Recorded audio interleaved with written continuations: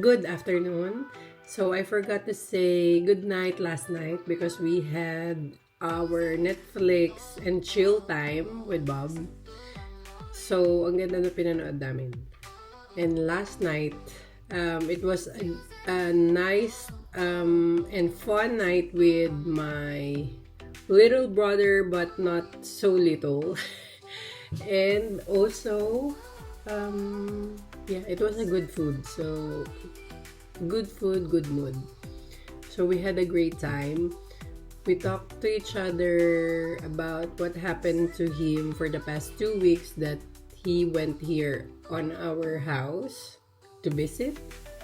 But he got some anxiety period right now. So, it's difficult for him to talk some things that he cannot tell us, something like that. So yeah, we got home last night around 8:30. Yeah, I think so, or 8:45 because it's just close by. It's 7 minutes bike from our house. So that's a good thing. And today I'm going to go to the cafe to edit my vlog. I think this is New Year. I had the old year is December 31 here. They called it old year. And then January 1st is the new year. So I think I'm going to edit that today. And then, what do I miss? Yeah, I'm going to maybe somewhere here, maybe Cloud or Coffee Company. Let me think. If this Cloud is full, I can go to Coffee Company. So doesn't matter. If I go to Haku Bob, it's easy, right? Maybe because it's just close by, like 300 meters away. So, I can walk. So, naka-sports outfit ako because I want to have my sports late tonight afternoon. It's already 1:15 or 1:20 in the afternoon. So, yeah. I need to do things na kailangan kong matapos. So, let's go! Guys, nandito na ako sa labas. Ang ganda ng weather. Pakita ko sa inyo. Look. Ganda ng Amsterdam, no? Yan. Nice. Naglalakad na ako. Titingin ako ng dalawang place para makapag-edit ako. Hindi kasi kami pwede magsabay ni Bob sa bahay. Kasi naiinip ako. Tapos si Bob laging naglilinis ang bahay. Naglinis na ako kahapon. So, kailangan natin siyang i-conquer. So, mag-adjust ako. Ganda ng weather. Malamig lang. Like, below 5. But, nice.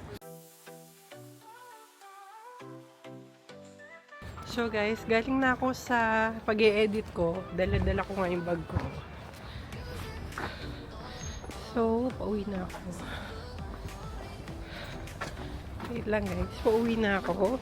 May nakilala akong guy na IT din. So, nakikita niya kasi ako may edit.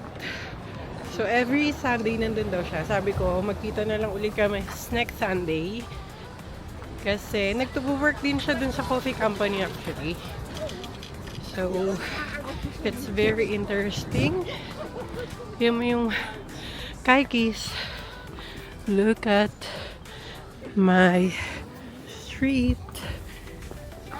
So, yan, nilalakaran ko lagi. Diba? Napakaswerte ko. So, uuwi ako. It's now 4:30 or 4. Oh, it's already 5. 5 o'clock. So, uwi ako. Then, maglalakad kami ba, pero magpapalit ako ng leggings. Naka-leggings ako. Pero magpapalit ako ng jogging pants. Kasi ang lamig. Dahil uminom lang ako ng tubig kaya super lamig. Yan Look at that! So, every time papakita ko sa inyo to kasi it's worth to see every time. So, ayun.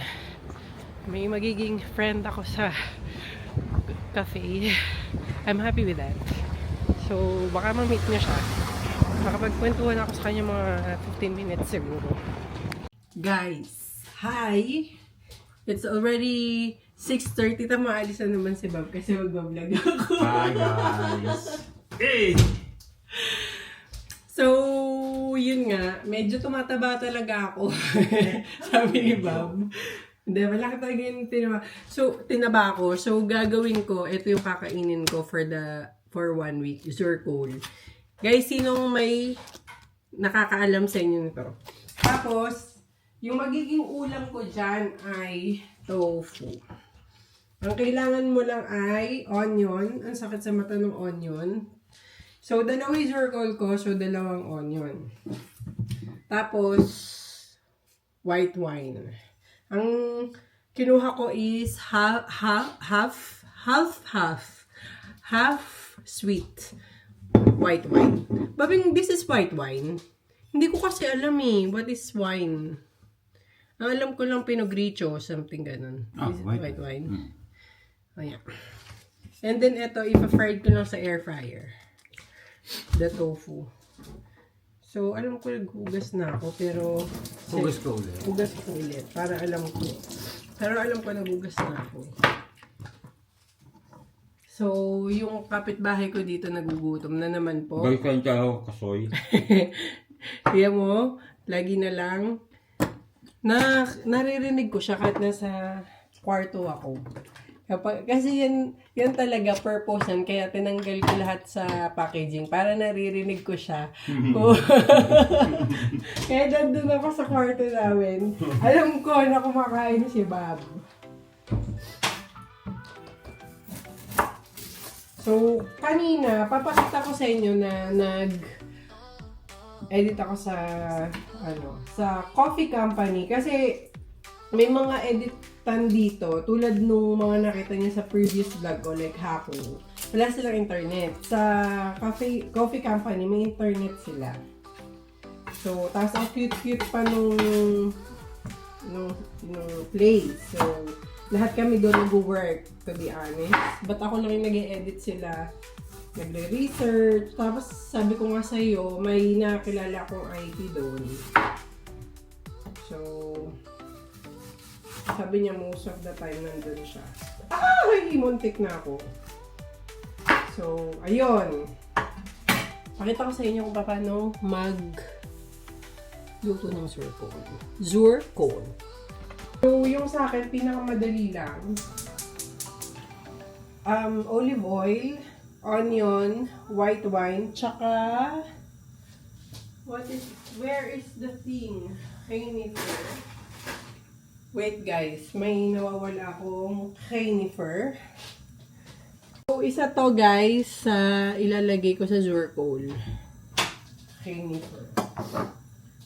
So, olive oil lang. Pakita ko sa'yo. Guys, see? So, yan. Kita nyo ba? Dito na lang ako para kita nyo.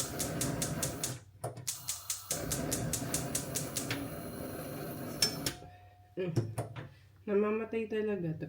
Aray.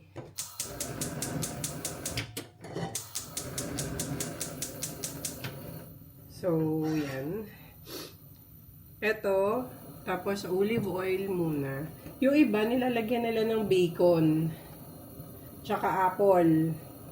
Ako ang gagawin ko white wine. Kasi mas masarap ang white wine. Ang zurkol, parang zur is sweet. Azut pala yun. Zur is maasim. Kol is cabbage. So, cabbage siya, guys. Maasim na cabbage. Sabi ni Bob kasi mag-expired na siya sa 20. So, sa Tuesday yon. So, makakain natin to ngayon at sa Monday. So, yan. And then, pagka uminit na to, on yun naman. So, guys, update. Ito na siya. Na-drain na yung white wine. At ang sarap na niya. Parang ito yung magiging kanin namin ni Bob. Ganun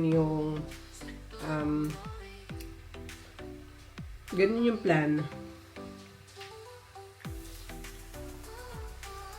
So, ayan. Tapos na rin yung tofu. Hi, Bobby. Ayan. Tofu.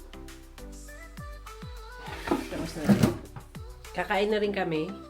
And guys, we'll see you tomorrow or not tomorrow. Monday tomorrow. Oh yeah, see you tomorrow. We'll see you guys tomorrow and have a lovely weekend.